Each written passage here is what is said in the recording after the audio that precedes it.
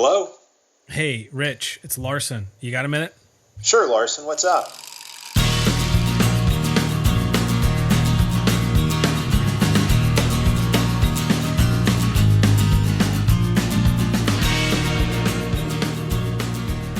Well, hello and welcome to the Got a Minute podcast. This is your host, Larson, with my co-host, Pastor Rich Lusk. What's up, man? Great to be with you. I feel like it's been a while once again. Yes, once again, that's like part of our standard greeting now. It's been a while. It's got a minute. It's been a while. We might need to change the podcast. That's what we need to change it to. No, man, I was eagerly looking forward to having a cigar with you at Presbytery on Monday of last week, and got there and was bitterly disappointed to find that you are too big for Presbytery now. You're a world-renowned speaker, and you're all over the country, and so you can't be bothered with us lowly presbyters. Well, I hated to miss Presbytery, but I did have back-to-back conferences. Not it just as a coincidence it worked out that way. Well, ever since this podcast, you really have rocketed into international fame and fortune. So, well, I will tell you this, Larson. I was in Wichita doing a men's conference for our CREC church there in Wichita, and there's quite a few Got a Minute fans up there. Yeah, we were talking about the podcast some. Let's go. All right, that's what I'm talking about. Well, we just had our two of our pastors have started two new podcasts, so I'm really excited about that. Gage and Brian. So I'm looking forward to that. One of them's called, well, I don't even remember off the top of my head. I feel terrible. I started to listen to the first episode on my way to work this morning, and it was great. They had Dwayne Gardner as a guest. So I think one of the shows is going to be, them talking about, talking with people from outside of our, okay. One of them's called Trinity Talks. And so this last episode was the church calendar with Pastor Dwayne Gardner. And then I think they're doing another one that's kind of, I think it's just the Bible. I think it's just Gage and Brian talking about the Bible. We need more of that. We've done a little bit of that on our podcast, but not a ton of it. But yeah, we need more Bible content out there for sure. Well, I'm pumped up about it. I love our guys. We've got a really special group of guys, I think, in Huntsville, and so I'm delighted to have more content from them personally. And I know our church, we've talked about this before, but it's just it's kind of one of the ways that people are staying, just the way the world is right now. People are staying connected to content, consuming content as they move around stuff during the day. So, well, big news for me this week, Rich. My oldest son just got engaged on Sunday. Oh man, congratulations. That's great. We're thrilled. A young lady from another CREC church in Monroe, Louisiana. So, you've got roots there. So, I'm just scheming to try to extend my influence, throughout the CREC. So it's kind of like kings in the Middle Ages, marriages for political gain. Congratulations. No, we're thrilled. We're thrilled. So he's a junior at New St. Andrews. She's a senior. So. Okay. Yeah, that's great. Very exciting.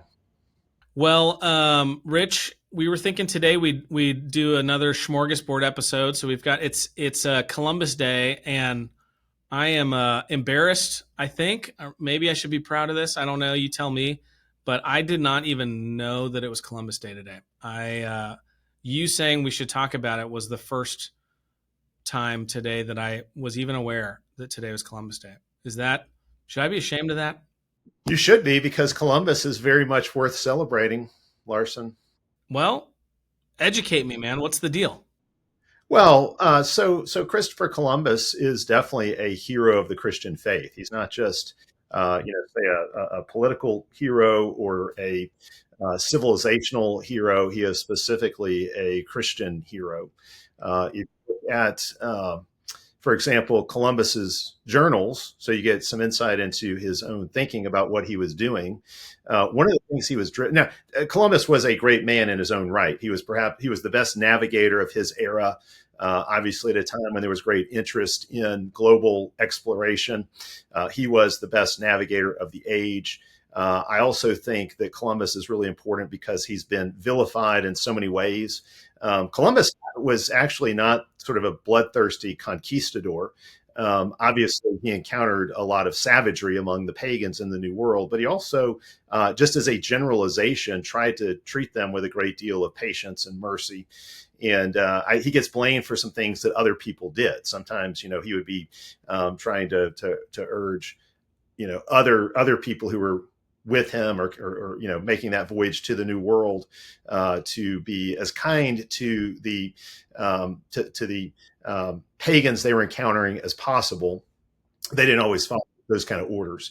He was also not some kind of Machiavellian scheming politician. In fact, quite honestly, he was quite politically naive in some way. He was not a great politician, and that actually made him the subject, even his own day, of some unfair attacks. But he is a great Christian hero. If you look at his journals, one thing you see that drove his exploration was his desire to bring the gospel to new places. So for example, he would have in his journal these prophecies, particularly from the Old Testament, about the spread and growth of God's kingdom. Isaiah talks about how the distant isles will come to worship God.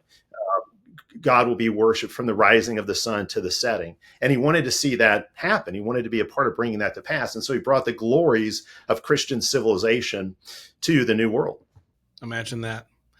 Yeah, I mean, it's true that I think I stopped caring about Columbus Day, when I stopped going to public school, and it was a day that I got off of school or whatever. But I think as a kid, it was like a precursor to Thanksgiving. Kind of getting into the fall,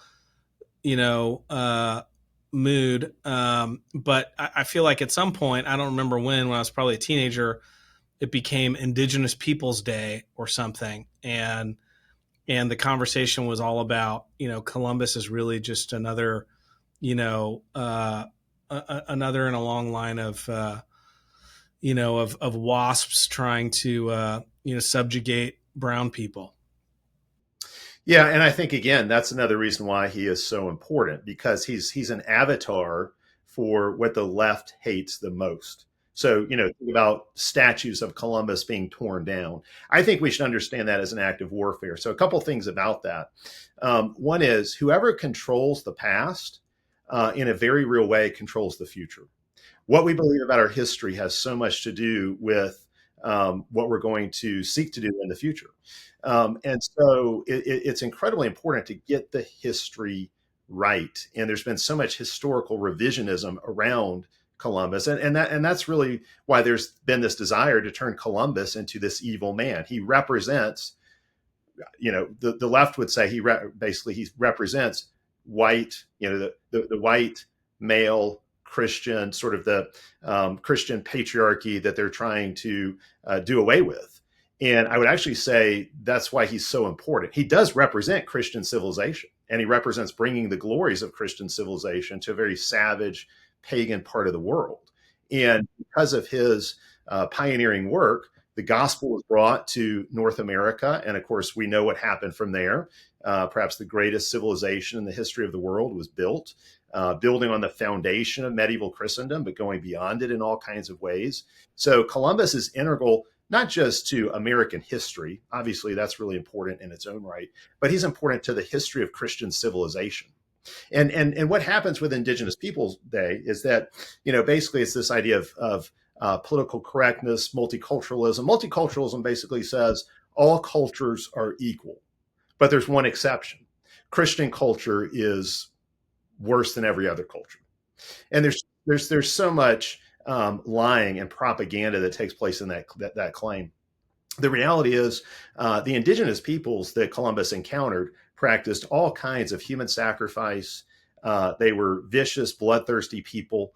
The idea that we live on stolen land is just a total farce. These were people who did not really have a concept of property ownership, for one thing. They were nomadic in many cases. Certainly the North American Indians were. And the thing is, they were stealing land from one another. It's not like somebody had rightful deed to it. And the reality is, there's actually a great book on this. I've actually got it sitting here on my desk.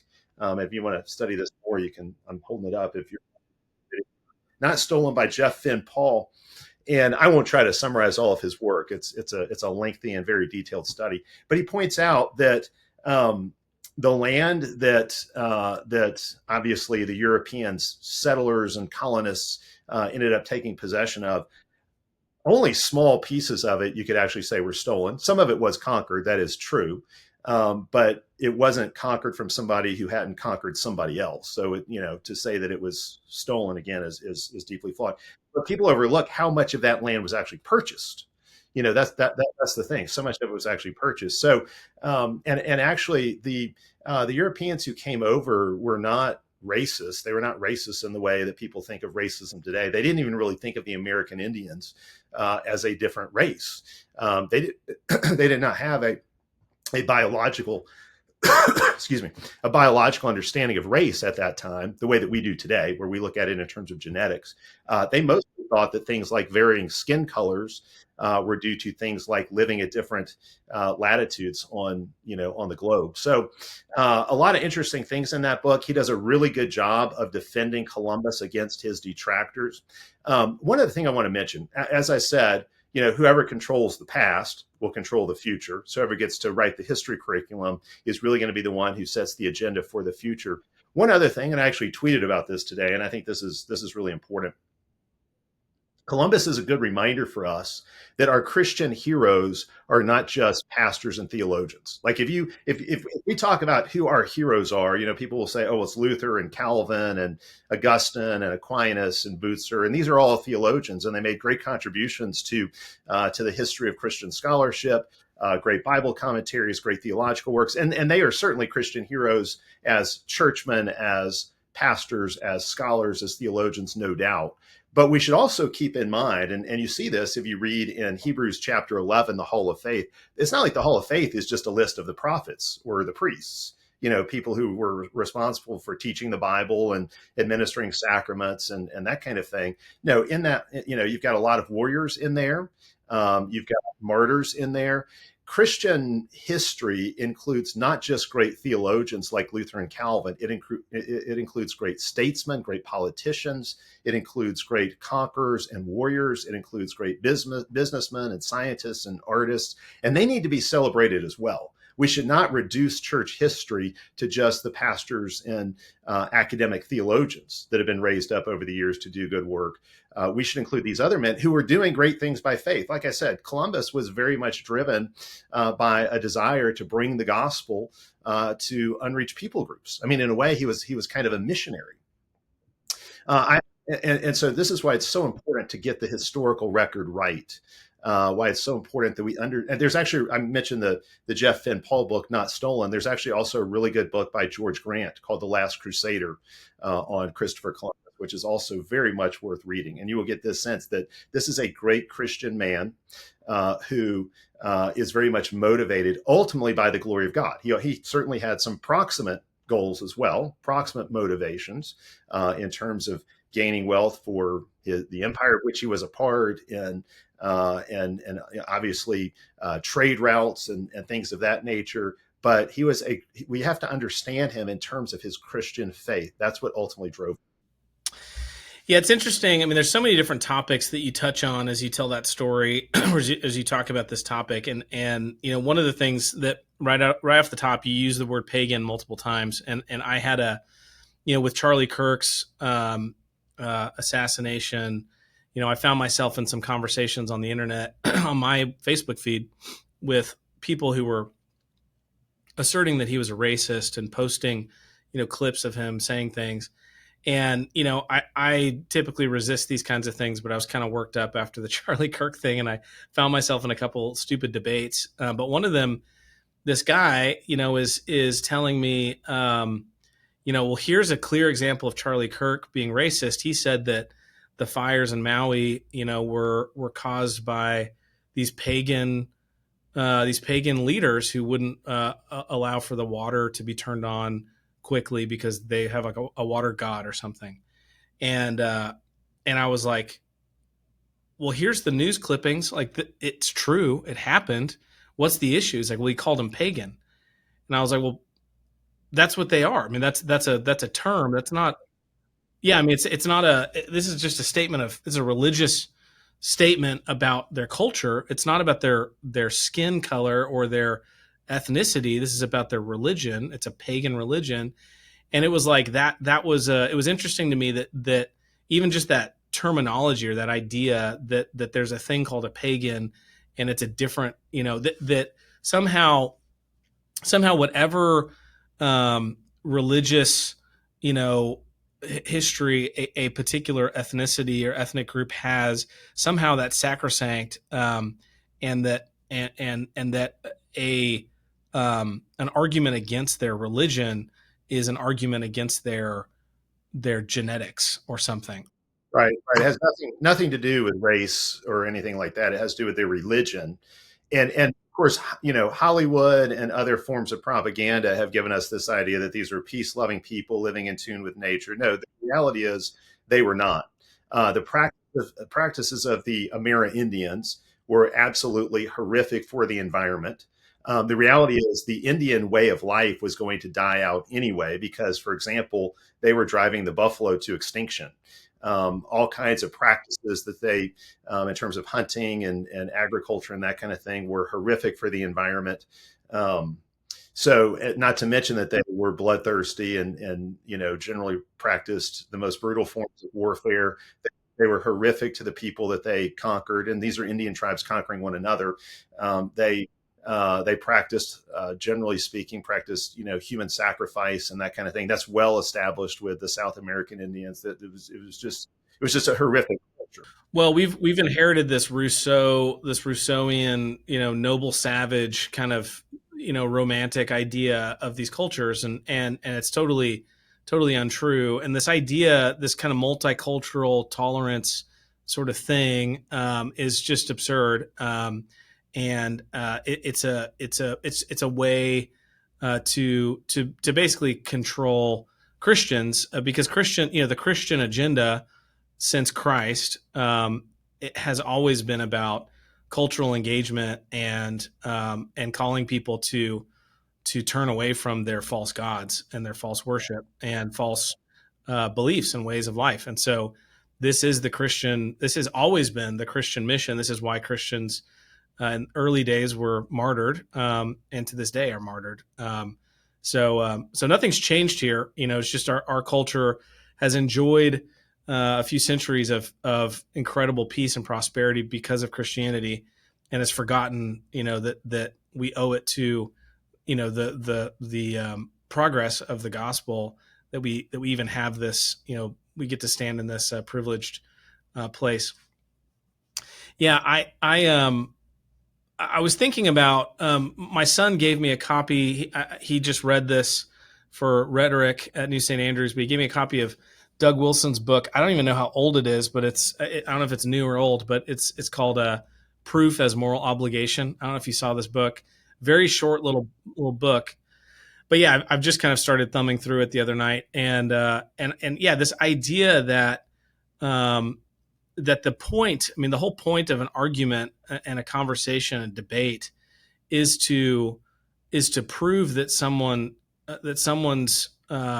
thesis or way of life, that they're defending, is true, and you haven't really proved it until you've led someone to a point of seeing and feeling and recognizing and agreeing with the moral obligation that comes along with that argument. And I think that we in our culture feel like, no, we can just be tolerant and have these debates and these conversations, and I'll walk away having been somehow edified, but without it actually touching our way of life or our morality. And of course, that's not at all what we as Christians are interested in, nor is it really what anybody's interested in. Everyone's trying to force their moral framework upon us. It's just we're more honest about what we're trying to do. Right. So spiritually, I want to see progressives converted. Politically, I want to see progressives defeated. And I think that's a really important distinction. Uh, and we can want both at the same time. And so, for example, I can be kind and friendly towards a progressive who's on the opposite side of all of these issues, and I can seek to win him for Christ while simultaneously working in the public square, in the political sphere, to defeat everything he believes in. Those things are not mutually exclusive, and I think that's really important for us to understand. A couple of things about Columbus. I mean, you're right about the whole, Rousseau, noble savage kind of thing. That's what's driven a lot of this. And again, that's just historical revisionism. But I think so a couple of the things this will kind of build on things I've already said. But I find it really interesting. There's a fascinating story in Judges chapter 11, the story of Jephthah. And the people come and they want to make Jephthah their captain. He's a great warrior, and I think it's the Ammonites, if I remember correctly, that come and basically they engage in revisionist history and talk about how Israel did terrible things to them coming out of the Exodus. And of course, that's completely false. And Jephthah does not accept it. And I think a lot of Christians have been way too quick to sort of accept the revised historical narrative and have been trained to feel ashamed of their past. Now, the reality is everybody is a sinner, and we recognize that as Christians. So when people, occasionally you'll have, they can point to real failings. I mean, for example, you can point to real failings in the life of King David. I would not say that, in an attempt to vindicate David as a great believing king, that he didn't really commit adultery or didn't really commit murder. I mean, he did those things. That doesn't keep him from being a great king, but we're not trying to airbrush those things out. So certainly when you look at the Christian conquistadors, and of course not all of them were Christian, but when you look at ones like Columbus, you can find occasional failings because we are sinners. But the problem is with the whole narrative. The problem is with a narrative which is created by progressives in order to make Christians feel ashamed for everything that our people have done throughout history, when really we should be properly proud of these kinds of accomplishments. We should be very proud of what Columbus did. That's why I'm shaming you for not knowing it was Columbus Day, Larson. You should have been celebrating all day because Columbus he's a great hero of the Christian. I'm going to hold you to it. So it's really important to get the history right and to have that to fight over the historical facts. The other thing is, because we need to understand what it looks like to be at war. We're in the middle of a culture war. It really is a war. And the goal of war is to subdue those that you're fighting against, to bend them to your will. And we need to understand that is what they're seeking to do with us. And we've got to fight the war as well. And obviously we know that faith in Jesus can't be coerced. I'm not talking about trying to convert people at gunpoint, that kind of thing. But we do want to bend society to our will, in the sense that, we're taking what the Bible says and we want to see biblical principles applied in our world. And Christians in the past, conservative Christians have not really had the will to fight. And the most encouraging thing to me in this moment that we're in is we are seeing Christians who actually have the will to fight. I think, this is we talked about this already, I think on this podcast with Charlie Kirk. The difference between Charlie Kirk and kind of the third wayism that guys like Tim Keller made so popular is that the third wayism of somebody like Keller wants to accommodate progressivism and accommodate progressive sensibilities.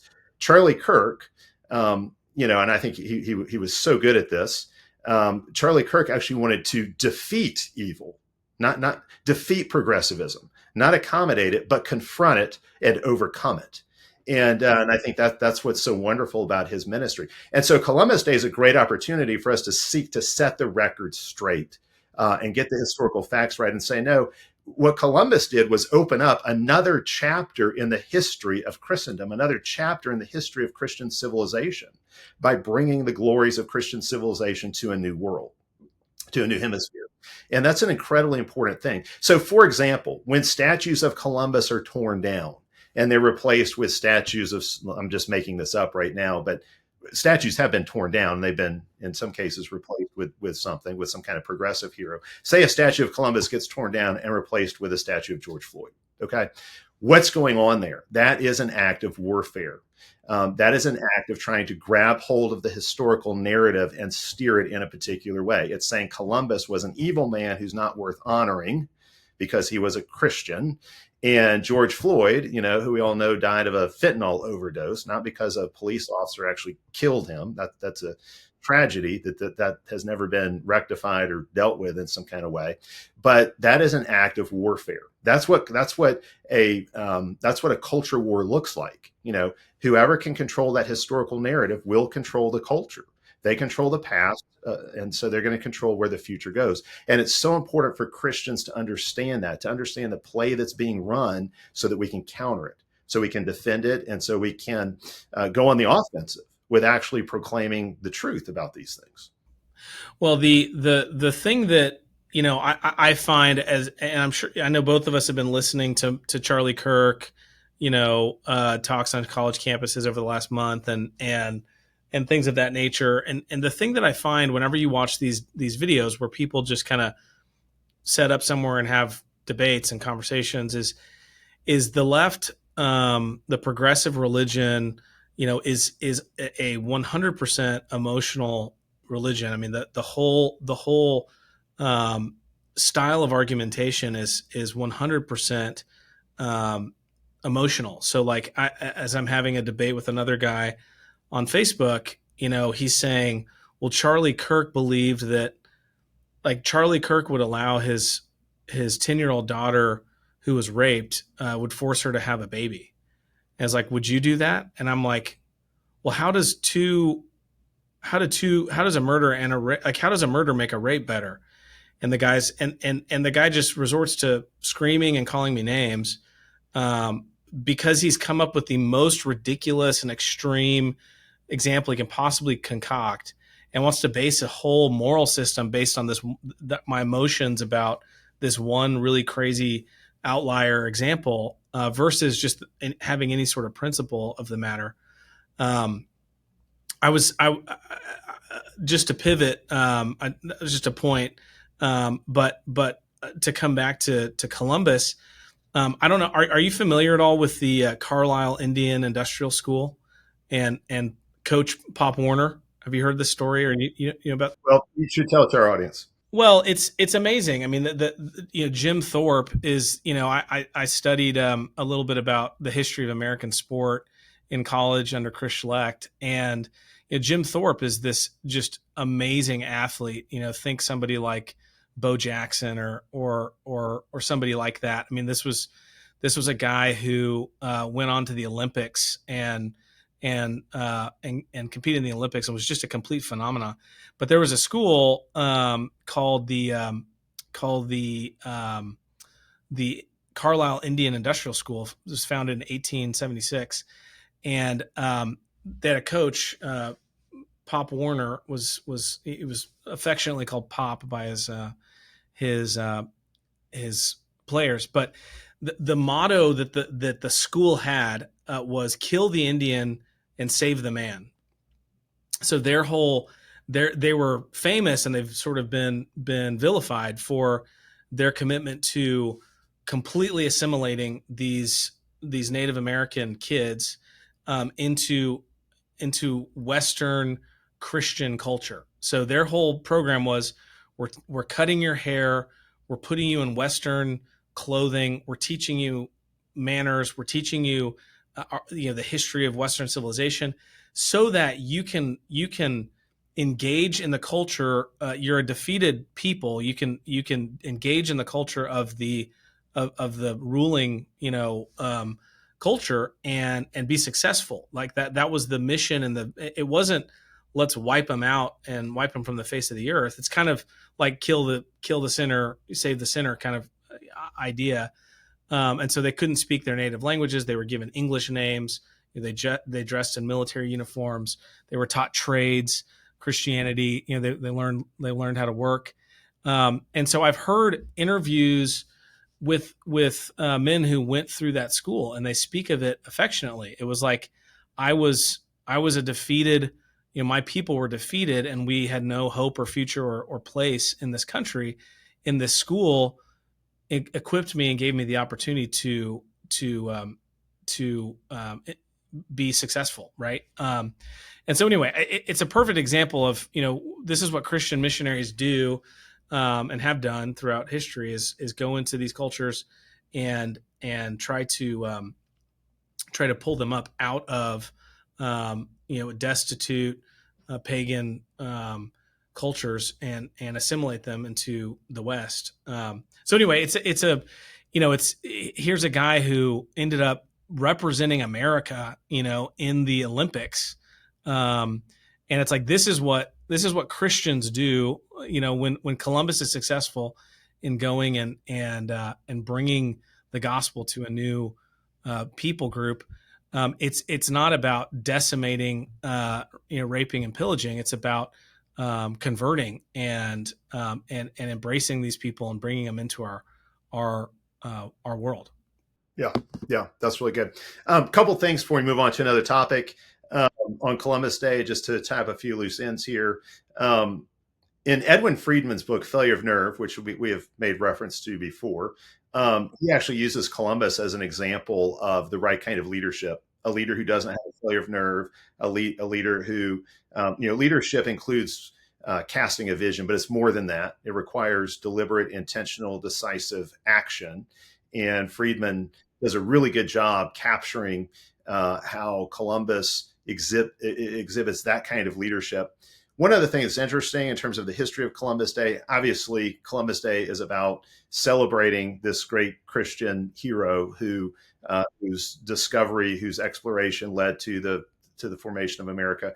Colonialism gets a really bad rap. I mentioned the Jeff Finn Paul book. One other book that's really interesting on colonialism. This is not in the U.S., but it's actually having to do with India, which is where Columbus thought he would get. It's a book called The Book That Made Your World by Vishal Mangalwadi. And Vishal's book basically shows that the Bible created Western civilization. And that while colonialism, obviously, like everything else in a fallen world, was not perfect, it was done by sinners. And so sin infects everything. On the whole, colonialism was very good for the nations that were colonized by Christian people, in this case, the British Empire. And he talks about the transformation that the gospel brings, the transformation that using the Bible and recognizing the authority of the Bible and the ministry of the church, the transformation that it brings to human culture. The Bible and reality mesh perfectly. The Bible and human nature mesh perfectly. So the way the Bible tells us to live is the way we're designed to live. If we want to see people flourish, to use an overused word, if we want to see people flourish, we should want them to live under biblical principles. And Shaw does a really good job in his book showing that that's what happened. I mean, that's largely what colonialism was about, and actually made the lives of many, many millions of people across the world immeasurably better by bringing biblical truth to bear upon very savage and, we use that word pagan civilizations.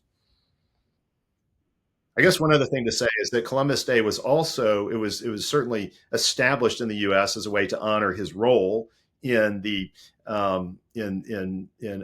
obviously his discovery led to eventually the formation of America, but it was also established in part as a way of assimilating Italian immigrants to America into our country, which is a reminder that historically America was a place that was hospitable to other Christians coming to live in our nation. We had a Christian nation, and we were very, obviously we had a big land and lots of opportunity here. And so lots of people wanted to come, and we were very able to and interested in assimilating other Christians into the American way of life. And Columbus Day was actually a way of doing that for Italians that came here in particular. That's awesome.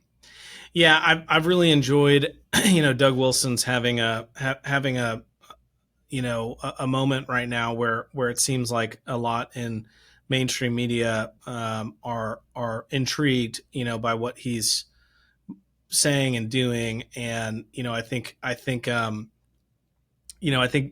lot of those, especially liberal outlets, are hesitant to bring on extremists who, they don't want to platform some extremist, right? And I think that what's happened is people have come to realize that Doug represents, a version of Christianity that is characterized as extreme, but is actually quite thoughtful and really consistent with historic Christianity. And so it's been fun to watch him on. He was on. I think New York Times had him. I watched this interview recently, and just these really delightful conversations. But yeah, this conversation about immigration and assimilation and what is a country, and how do you have a healthy Christian nation, in the midst of just unchecked immigration, especially from nations that hate our way of life. It's not a great idea. It's like, and I think I love his analogy that you've got a family who's got two kids and they decide to foster a couple kids, and everything's going great, and then someone shows up with a bus load full of kids and says, "Hey, you got to foster these two," and obviously their answer is, "Well, no, we can't. Like, we can't handle that. It's going to be an absolute mess," and it's like, well, how dare you? How could you not? If you're going to foster two, why won't you foster a whole busload? And it's obviously absurd, right? Well, Hey, let me jump in and say a few about that, because the interview you're talking about is an interview that Doug Wilson did with Ross Douthat. I'm not sure if that's the correct pronunciation of his last name, but Ross Douthat, something like that. That interview, and Douthat is a very thoughtful and very conservative Roman Catholic. He's kind of, you've got David French and Ross Douthat are kind of the two Christian voices that you have at the New York Times. David French is horrific. His whole thing is basically to tell progressives, you are exactly right to think of, pro-Trump evangelicals or very conservative evangelicals as terrible people. I mean, that's kind of French's thing. He's really playing for the other side. He's fighting on the wrong side of the culture war, and he's gave in on same-sex marriage a long time ago. He now has adopted transgender pronouns. He's not, I don't know whether or not he's personally a genuine believer or not, but he's not really acting one with his constant attacks on faithful Christians and the way he's compromised. But Douthat, as a conservative Roman Catholic, it's one of the best interviews I've seen with Doug, and I'd encourage our viewers to go watch that. It's maybe a little over an hour, I want to say. Very much worth reading, very much worth listening to or watching. Just a couple things about it. So if people do go watch it, I want to point out a couple of things.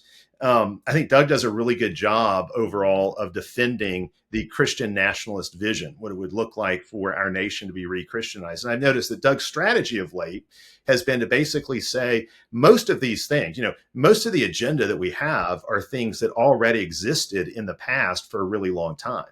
Not just in American history, but for much of Western civilization, there's very little in the Christian agenda, the Christian nationalist agenda, that was not a part of Western civilization for at least 1,000 years. So, like, one thing they get into in that interview is sexual crimes.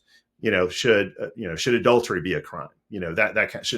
Should sodomy be a crime? And the reality is, for much of Western civilization, the answer to those questions was yes, absolutely, and that flows out of biblical law.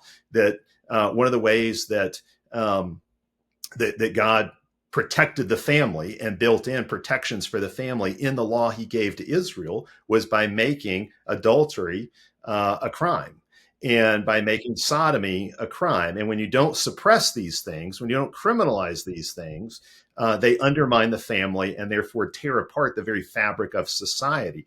And for much of American history, sodomy was a crime. There are interesting things about adultery. For example, there was a law on the books in Virginia for a long time that if a man caught another man with his wife and killed that man, he would not be tried for murder, because it was understood that that man was deserving of death. Thomas Jefferson was very clear that sodomy should be criminalized. He understood that it was not just a private sexual act, but it was a sexual act that destroyed society. Now, Wilson points out this doesn't mean that you create a kind of sexual police that goes knocking on doors and invading bedrooms to see what's going on.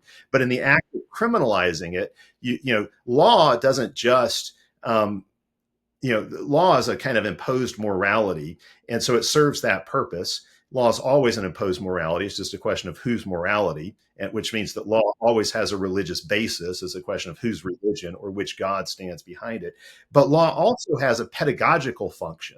It trains the citizenry to think in certain categories, to think of certain things as wrong and reprehensible. So even if, you still had people, for example, who are committing sodomy in private, and they're not going to ever be caught, so to speak, by the law in a place where sodomy is criminalized, you're still going to suppress it in all kinds of ways that are healthy and good for society, because it's going to have to stay underground and behind the scenes. You're not going to have pride parades, obviously. You're not going to have drag queen story hour for, obviously, in that kind of society, because you're training your people that normal sexuality is going to take place within a marriage between a man and a woman. Same kind of thing happened when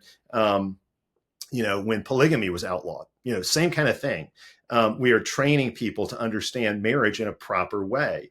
When laws against sodomy were loosened, you can see how that led to a downward slide. It's not just that now people could have sodomy in the privacy of their homes, but it's literally completely transformed our society. It has brought all kinds of sexual perversion out into the open. This is why our forefathers were wiser than us in keeping it illegal, in suppressing it, and in training the people to think of it as a perversion, because it is, as something that's very unnatural. Same kind of thing to change the divorce laws.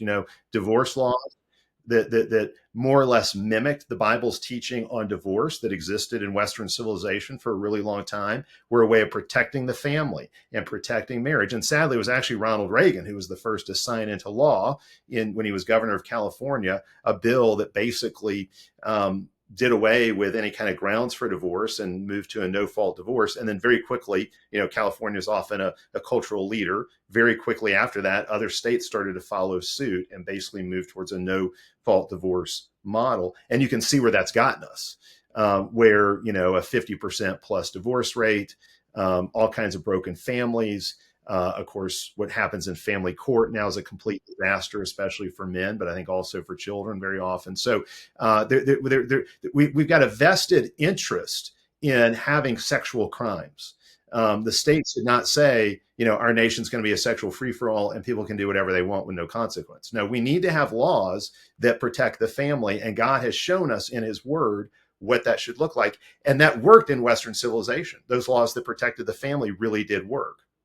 So these kind of are a disaster. Well, and I think that the interesting thing about all these conversations, I think, and it's easy to miss, is that there's this hypothetical that's always posed of, well, okay, so Christianity we become a Christian nation or a Christian nationalist country or whatever. You guys win, right? And then what? And it's like this failure of imagination, I think, at some level, where there's the assumption is that will come about through the kind of violent revolutions that the left is famous for, and a failure to recognize that Christianity is virtually never approached cultural reformation in that way. It's always leaven working its way through the loaf. And so, to talk about what would the laws look like in this Christian nation and to get into those details, there's this assumption that you're saying, oh, in the next presidency, we're going to roll out all of these laws overnight and impose them and coerce the whole country. When in fact, the Christian approach has always been, first and foremost, this is a grassroots evangelistic mission, and politics, while you're absolutely right that politics has a pedagogical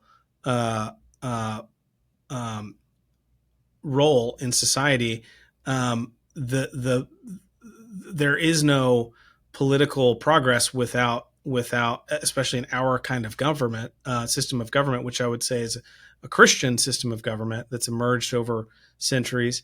There is no political will without the culture having been changed dramatically through revival. So one thing that is discussed amongst Christian nationalists is, can all of this happen from the top down, or does it have to be bottom up? Like, do we need revival first and then we get the transformation of our politics, or can we? And honestly, the answer to some degree is both. I've actually written on this, and part of the problem is that we leave the church out of that equation. As an ecclesiocentrist, I would say the church plays a huge role in that, both from the top down and from the bottom up. You can do a lot of things from the top down, that's true, but it also does require bottom up change and transformation of individuals and families for this to really work, for it to really take hold.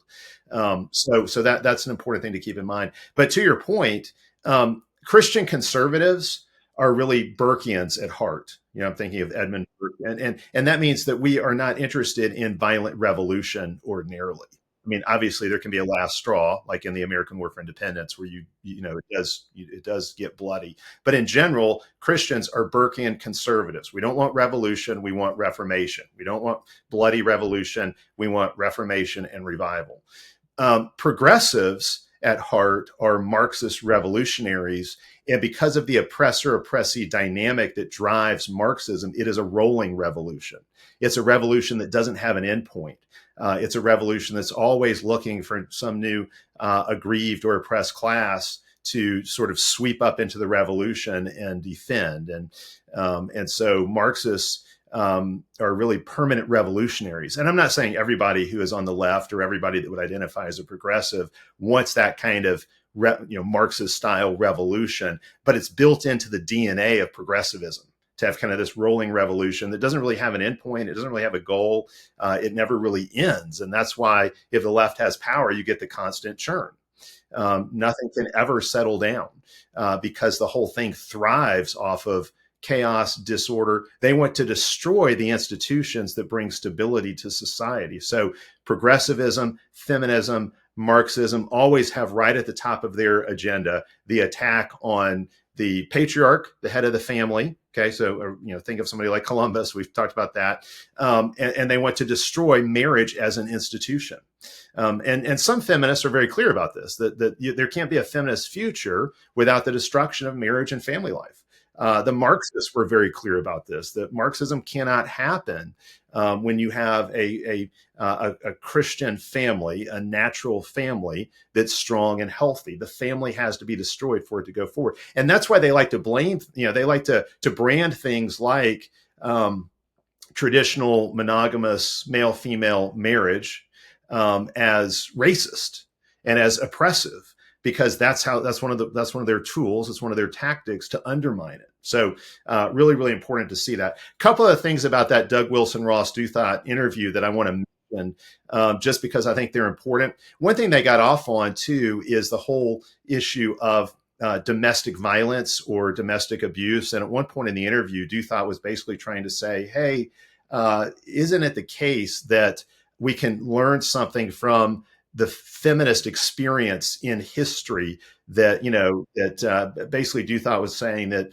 we got this idea to outlaw domestic violence from the feminists. So when the question came up about wife beating, and this was also, I actually listened to another interview that Doug did with the Young Turks, where the same issue came up of wife beating, and I'm like, this is crazy. These questions are being asked because Doug's always been very clearly opposed to this. All of us have been. But the question comes up because, again, they're trying to brand anybody that advocates for a man being the head of his household as a crazy person, a violent person, a dangerous person. That's how they want to brand us. And Doug rightly said no. He said, I don't want to hear anybody who is responsible, any group that's responsible for the slaughter of 60 million babies doesn't get to lecture me on slavery or domestic violence. And that's a good answer. But I would say there's actually more to it than that. long before the rise of feminism in Western culture and in America, Calvinists were already working to outlaw domestic violence. As far as I know, as far as I can tell in my historical research, I mean, there were certainly a lot of early Christians like John Chrysostom who opposed, say, wife beating, and um, who saw domestic violence as an evil. As far as I can tell, and I've done quite a bit of historical research on this, Calvin's Geneva. Okay, so Geneva in the 16th century, when John Calvin is the pastor there and has a great deal of influence, Calvin's Geneva is the first place in the world to actually outlaw domestic violence and to actually hold, for example, men who beat their wives accountable. Fast forward about a century then to New England Puritanism, and the Puritans very much take the same approach. And I've got actually a blog post where I talk about this, a lot of quotes from Puritan pastors and that kind of thing, where they basically oppose any kind of domestic violence. That a man is the head of his household. If his wife won't submit to him, he does have a toolbox he can use to deal with her wifely rebellion against his God-ordained headship. But beating your wife or being physically violent with your wife is not in that toolbox. And so that's really, really important to recognize. We don't have to get that from the feminists. You've already got Calvinists who recognized that sometimes this happens and it's really evil when it does. Now, there's a few oddities in American history where, things like that went to court and were upheld or something like that. But it was Calvinists, patriarchal Calvinists, who were at the forefront of holding particularly men accountable to not resort to these kind of physical, violent, abusive tactics. There's this really cheap and intellectually dishonest, trick that opponents of Christianity use all the time, where they try to play the gotcha game, with some historical example, whether it's slavery or something else, and they want to present some image of sometime hundreds, if not thousands of years ago, as being a faithful representation of Christianity in its purest form or something. And I think Doug's book, Black and Tan, which has gotten him in so much trouble over the years because it's so easy to take a one-line quote out of it, out of context, and make it sound. But it was actually the whole point, as far as I can tell, of the book, which was that I'm not going the failure of the church to be willing and capable of explaining and understanding the progress of the gospel throughout the ages, our failure of nerve, or our failure of courage to be able to speak clearly about something like slavery becomes the camel's nose under the tent, where someone says, "Is the Bible authoritative?" And you go, "Yes," and they say, "Well, the Bible allows for slavery. Is slavery okay?" "No." "Well, therefore, the Bible isn't always authoritative," and that becomes the little chink in the armor, that is exploited to try to reveal that Christians don't really hold the Bible up as an authority, and it's arbitrary. And I think of all the time that I don't know who said it, but the past is like another country. They did things differently. They do things differently there, right?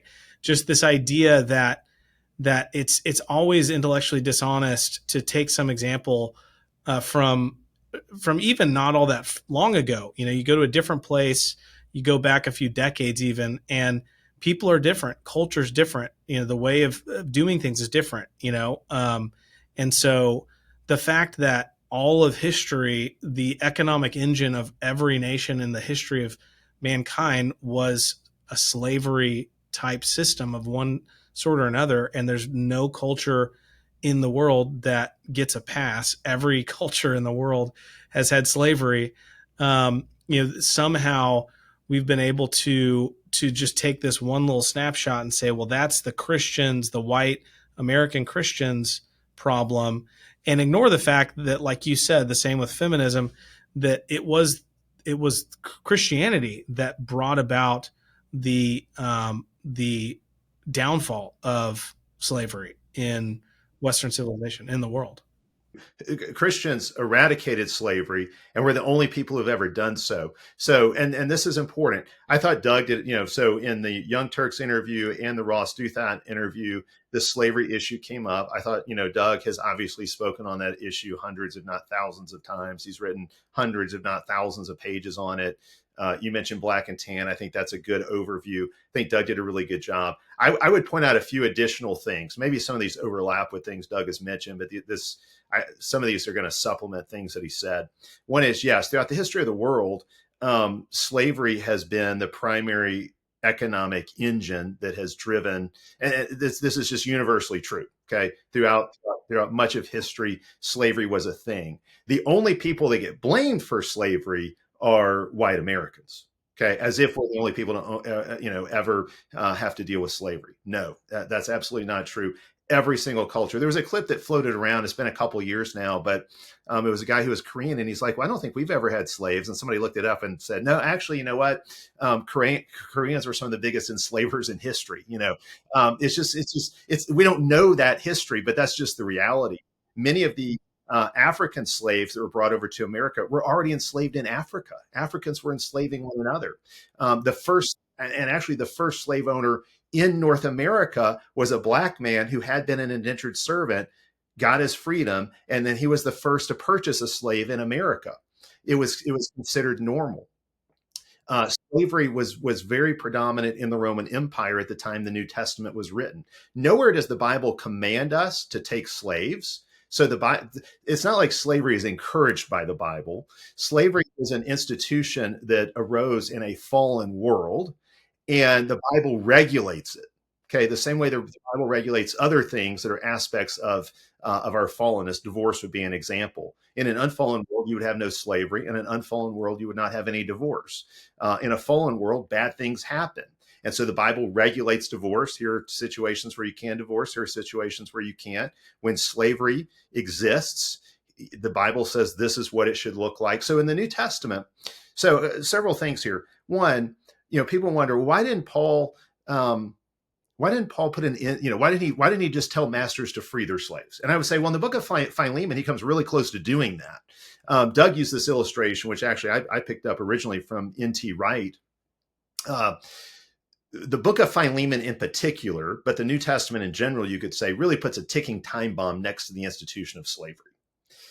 Philemon, where you have this situation where basically Paul encourages a Christian master to flee his now converted slave who had run away, sort of sets the tone for the ultimate freeing of slaves. Not only that, and Doug pointed this out as well, and I think it's a really important point.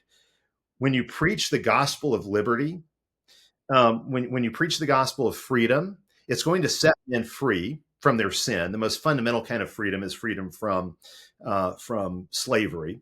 But once men have been set free from their slavery to sin, okay, so you preach the gospel of liberty. People who have been slaves to sin are set free from that kind of slavery. But men who have been set free from slavery to sin are going to want other kinds of freedom. They're going to want free markets and free speech and freedom of religion within certain parameters. They're going to want other kinds of freedom. People who have been set free spiritually are going to want cultural and political and economic freedom as well. And because they've been set free from sin, they're going to grow into the kind of people, they're going to grow in maturity, so they become the kind of people who can handle that kind of freedom. And that's the story of Western civilization. So no, Paul doesn't eradicate slavery or tell all Christian slave owners to set their slaves free. He says, look, if you've inherited this institution, this is how you live as a master. And if you're in this institution as a slave, this is how you live. Paul obviously thinks that freedom from slavery is preferable. He says in 1 Corinthians 7, if you're a slave and you have the opportunity to go free, take it. Absolutely. Better to be free in that kind of way than to be a slave. But here's another thing to keep in mind. If Paul had just said, hey, free all your slaves, that would have been an absolute disaster. He would not have been doing anybody any favors. Particularly the slaves, because it's not like there was this massive economy that they could go plug into and find jobs. Okay. The alternative to slavery in the Roman Empire in the first century, the alternative to slavery in many cases was starvation, extreme poverty, all kinds of other issues. So you would not have solved that problem simply by saying set the slaves free. You had to build up the kind of society where freeing the slaves made sense. And that's what happened. Christians eradicated slavery in the Roman Empire. Okay. It was brought back in with the African slave trade, and Christians eradicated it again. Everywhere Christians have gone, they have eradicated slavery, not immediately, not all at once, but over time, as the leaven of the gospel permeates the whole batch of dough of that particular culture. So that's really important to keep in mind. Well, and it's. I mean, the point about spiritual freedom, that's that freedom from sin, freedom. Right. No other freedom exists without that freedom, and that is the heart and soul of the gospel. And what we've seen in our country, as our country has backslidden away from Christianity, is our culture, men and women, falling back into utter and complete slavery. So the grievances we have with the welfare state, and with the way that that's destroyed, especially the Black family in America, is an example of freedom, in the economic sense, without freedom in the cultural, sin sense, right? And we can go on and on. I've seen so many people on social media over the last month since Charlie Kirk. I've seen so many men say, "I haven't looked at porn in a month, and I've stopped smoking weed, and it's been the best month of my life." And it's these people who are realizing that the quote unquote freedom that liberal, that liberal progressive America is offering them is really slavery, and there's no real freedom on offer there. I would actually say the welfare state has created a new kind of slavery where people are enslaved to the government, and it's dehumanizing. I mean, it's, obviously it's not identical to the kind of slavery that we had earlier in our nation's history, but it is a kind of slavery. There are other places in the world where the gospel has not penetrated, where there is slavery. There are Muslim nations where there is slavery, and nobody ever talks about that. I mean, not very far from literal slavery is the insane immigration policies we've had. I mean, it's literally, let's import people illegally to work for pay that Americans would never work for, because it's in some cases illegal, below a minimum wage.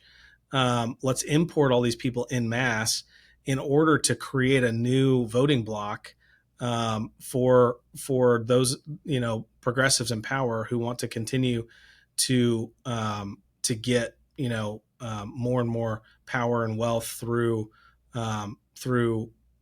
crony capitalism, and and all of that. So yeah, it's the same. It's a different. It's in a more cunning form, but it's no different, really. Yeah, that's great. So I would encourage people to go watch, one or the other or both of those Doug Wilson interviews with the Young Turks and with Ross Douthat. You can easily find them on YouTube. Both lengthy interviews, very detailed. I think Doug does a good job in both of them obviously he's sort of at the mercy of his questioners. And sometimes people like to ask him questions about like women voting or something, the 19th Amendment, that kind of thing, things that are not really actually that high on the agenda. It's sort of the core thing. I also had a tweet in the last few weeks that I pointed out, Doug's strategy lately, and I think it's a good rhetorical strategy, has been to appeal to American history. Lots of the things we're talking about existed in America a few generations ago. And America was not some kind of totalitarian, Handmaid's Tale, whole of a nation when those things existed. And you can even appeal back to Western civilization. Again, most of the things that are high on our agenda are things that have existed for 1,000 years in the West. I mean, things like criminalizing abortion, criminalizing sodomy, criminalizing adultery, changing divorce laws. I mean, a lot, but I want it to be really clear that Christian nationalism is not just about going backwards in history. And obviously, we are hopeful in the next Christendom. If you think of the next Christendom as sort of Christendom 2.0, in the next Christendom, we want to correct a lot of the flaws that were inherent in the first Christendom. There's much we can learn from history. And one of the things we learn from is the mistakes that our forefathers made. So, we start off talking about Columbus. I think, part of something like Columbus Day is the fifth commandment. We're honoring a father in the faith, a father in our civilizational father of sorts. Well, we want to honor those who have gone before us and recognize the things they did well, but that should not blind us to the errors that they made as well. So we want to do things differently in some ways and do things better. But I think the most important thing to understand is that Christian nationalism is an implication of the gospel itself. It flows out of the gospel and the Great Commission. The gospel announces that Jesus is Lord. And Christians really have a twofold hope. We have an eternal hope of the resurrection of the body and life in eternal glory, the glory of God's final new creation. So we have that eternal hope. But we also have a historical hope for the growth of the kingdom of God as King Jesus inherits the nations and makes them his own redemptive possession as the nations are discipled. So I talked about a twofold hope. You can talk about the church having a twofold mission. We have a mission aimed at eternity, seeking to convert sinners so that they are saved for all eternity, preaching the gospel to them. But we also have a historical mission, which is the building of Christendom, the building of a godly civilization. We want to see God honored and God glorified on earth in history. It's not just something we put off to the last day. And those two things overlap. Obviously, as we preach the gospel to people and they are converted, they become the kind of people who are going to live in a different way and who are going to build the kind of Christian culture, the kind of Christian civilization we want to see. So those two missions very much overlap. But I think that's something to keep in mind. It's a twofold hope and a twofold mission aimed at eternity, yes, ultimately, but also aimed at history, what we want to see unfold in history. Well, I think tying it to the fifth commandment is so important because the fifth commandment is the commandment that also comes with a blessing, right? That you honor your father and mother, so that your days may be long and that it may go well with you in the land that the Lord is giving to you. So it's actually this baked in principle that God's given us of, if you want a prosperous nation, if you want to have things go well for you in the land that God's given you, then you need to honor your father and mother. And I think that extends not just to your literal father and mother, although that's obviously the first application, but to your point, if we become so historically blind, to the good work of those who've come before us, our fathers and mothers, great grandfathers and great grandmothers, like Columbus. If we begin to be guilty of the chronological snobbery of viewing them through this modern lens and not graciously understanding and appreciating what they did in their time, then we are bound to repeat, to backslide, to fall back as a nation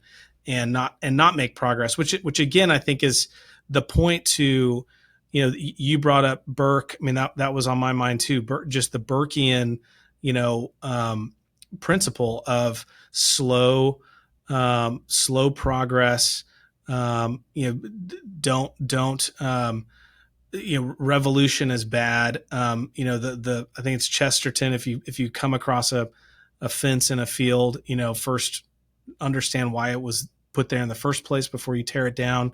Just that humility historically, that revolutionaries don't have. They want to simplify everything that's wrong in the world to some very, very simple, good versus evil, black and white, haves versus have-nots, kind of paradigm, and it's always a lie, and it's always destined for all kinds of problems. Yeah, no, you're exactly right. One last point, Larson, and then we can wrap it up. Um, I wrote I did a tweet on this or whatever they're called now, and then I did a longer blog post. I think all of this, when you think about what's happening, especially since Charlie Kirk, but this was already happening before. Um, I'm sure a lot of our listeners are familiar with Aaron Renn's paradigm. For a while we lived in positive world where there was a net benefit to being a Christian in our culture. And then we moved into neutral world where it didn't hurt you to be a Christian, but it was not really socially advantageous either. And then, at some point we moved into negative world. And I don't 100% agree with Renn's dates, and I actually don't think it happened at the same time across our nation. I think some places in our nation entered negative world before others did, but negative world where it's actually it's going to set you back. It's going to create opposition for you to be a Christian. If you uphold the Christian teachings on LGBTQ issues or feminism, you look at those things from a Christian point of view and you're very critical of them, that's going to be a negative thing for you. But I would say I don't think we're in so much in negative world. I think we've entered into what I have called polarized world. And polarized world, it's really captured well by C.S. Lewis. This quote from Lewis, I think, actually really captures it. He says, "Good is always getting better and bad is always getting worse. The possibilities of even apparent neutrality are always diminishing. The whole thing is sorting itself out all the time, coming to a point, getting sharper and harder." Polarized world, I think, is the reemergence of the antithesis. And I think what you're going to see is people on the right getting more consistently Christian. I mean, at this point, we still have a lot of non-Christian conservatives and what I would call a lot of clueless conservatives, but they're reality respecters. They're in touch with reality, at least in some way. And I think there's a very ripe evangelistic field there. And of course, I think what you're seeing also is Christians who haven't been all that self-conscious of how the Bible applies to political and cultural issues are becoming much more self-conscious about those kinds of things and much more explicit in wanting to apply the Bible. It's kind of like now the default, theonomy was marginalized for so long, and now some form of theonomy is sort of like the default position of Christians, just of necessity. It's like, what does the Bible say about that? And obviously, there's a lot of hermeneutical issues when it comes to asking how do we take Old Testament law in particular and apply it to our cultural situation. And those are good questions to ask. But the very fact that they're now on the table tells you that we're in a very different situation than we were before. Christians are saying that no, there is no neutrality. We will either live in a Marxist type society, repaganized type society, maybe even an Islamic society, like what seems to be happening in Britain, or we will live in a Christian society. And they're saying very much, we want a Christian society. Like we recognize the need for the gospel, for the Bible to be acknowledged as public truths if we're actually going to make any progress on these kinds of issues. Like we believe that abortion should be outlawed because of what the Bible teaches about human life ultimately. We want these laws, surrounding marriage because of what the Bible teaches about these kind of things. So and at the same time, I think the progressives are getting more consistent with their own deranged, unnatural, anti-reality presuppositions. They're getting further and further away from the truth. And so it's kind of like the two sides are moving apart more and more. And I think that's a really significant thing to take note of. We now live in a polarized world. The good is getting better, bad's getting worse, the antithesis is getting sharper. Yeah, it's a great point, and I love that C.S. Lewis quote. And one of the very, very positive things, and I felt this when I lived in Moscow, Idaho. Moscow. I've said this on the show probably before, but I feel like Moscow is living, a good 10, 20 years ahead of the rest of the country in a lot of ways, because it is a very polarized community where you have these huge liberal state universities, University of Idaho and Washington State, coming into direct conflict with a large conservative Christian church community of 3,000 people or so. And so you're sort of living right on that fault line, and you can see it all day, every day when you're living there. You can see like that's their worldview lived out, and here's ours lived out. And the contrast, the antithesis, is so black and white. And I think in the South, where you and I live, there's been so much of so many shades of gray, and such a huge gradient between faithful conservative Christianity and this very bland, watered down, barely has any um, real Christianity to it. But you can talk to people on the street or at work all day, every day, who you thought were Christians, but then you really get into it and realize, gosh, I don't even know that they believe the Bible. I don't even know that if I read them scripture, that they wouldn't reject it out of hand, because that's not the Christianity they've been taught. And so I do think you're absolutely right and it's a blessing. I mean, I think it is a blessing.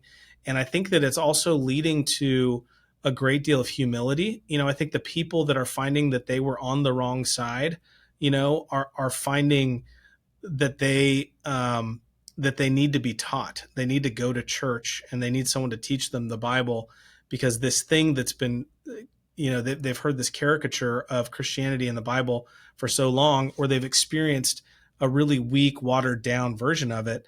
They're now hungry for the real thing. They want something solid and true, and so they're coming to the church with a real openness and a real humility, which is, in my mind, the pre the necessary preconditions for something like a revival, that of course we've all been praying for.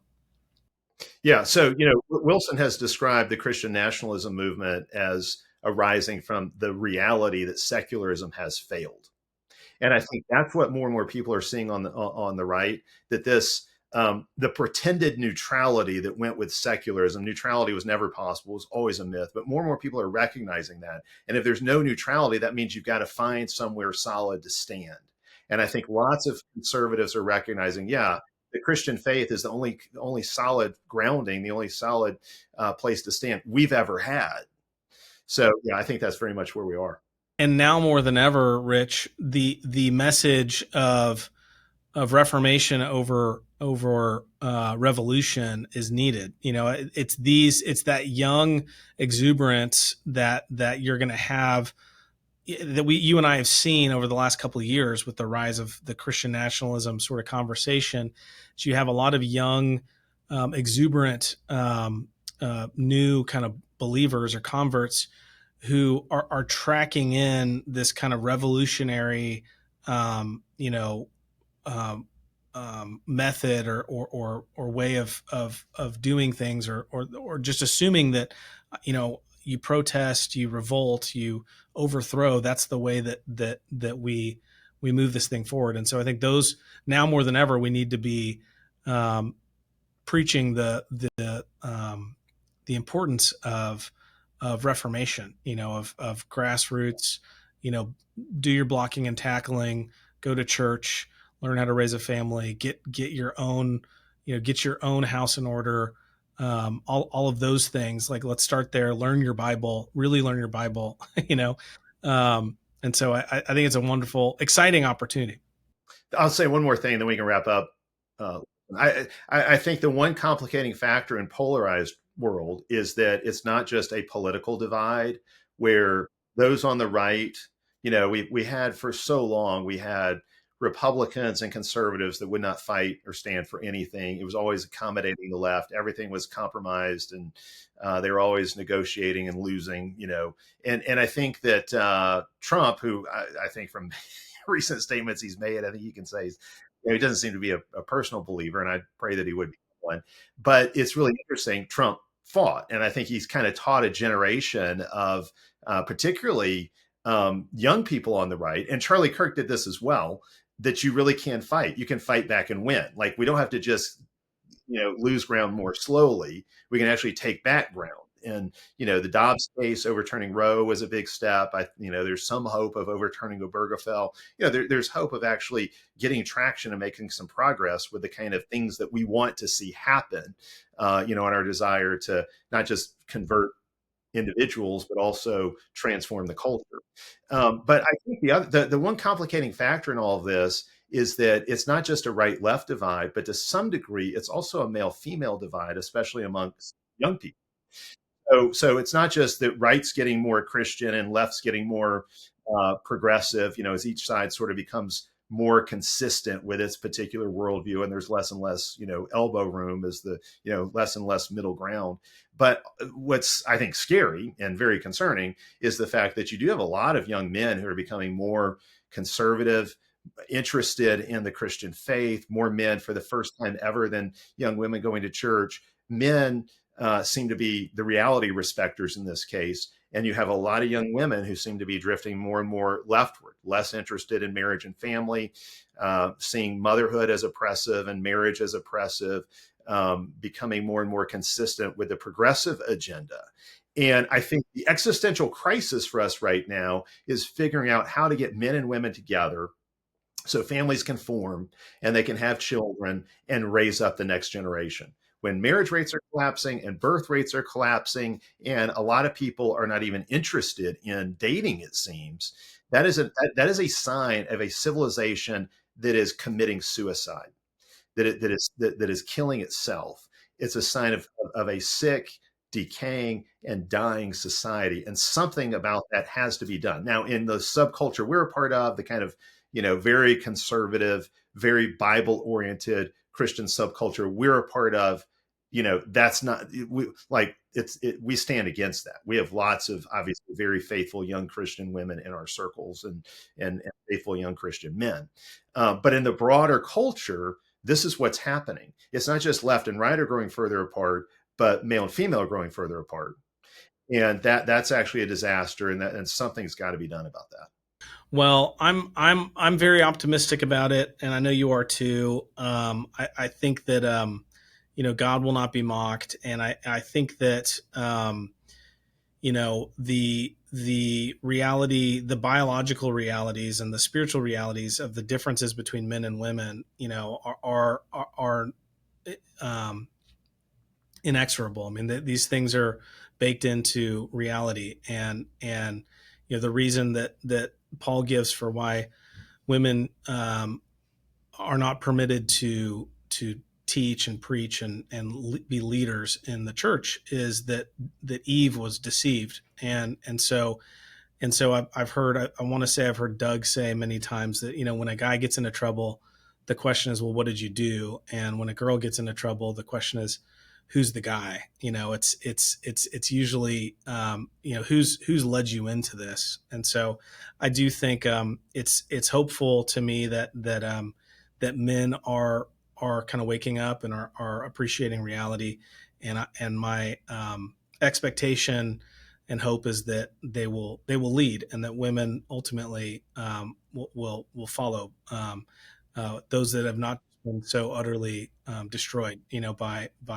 lies of the culture. Yeah. Yeah. Well, Rich, I know we had other things we want to talk about, but we'll just have to save them for next time.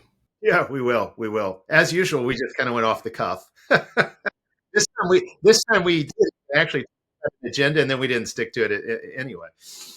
That's all right, man. It's there, it's there as a guide, but really, it's really about you and I catching up, and clearly a lot on our minds, and Columbus was a great jumping off point to talk about those things. So always a pleasure, my friend, and we'll see you next time.